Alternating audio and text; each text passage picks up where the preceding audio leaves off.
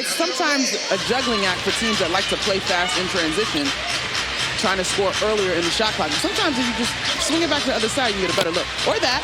There you go. You just go with the reigning Rookie of the Year, Rhyne Howard, who averaged 16 points. 5 head coaches and new spaces. This is her first as a head coach in the WNBA.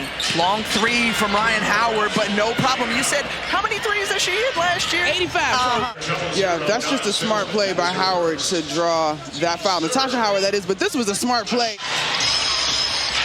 Danielle Robinson, speaking of veterans, added to this group in the offseason, and there's Rhyne Howard again doing her thing, and that snaps a 9-0 run. When you think about the #1 overall pick from a couple of years ago, Charlie Collier, as Rhyne Howard knocks down the shot. Here comes Nia Coffey. A healthy Nia Coffey was plagued by a knee injury last season, limited to just 16 games. Rhyne Howard, who led all Dream scorers in the first half with 11. Is one of the league's best defenders.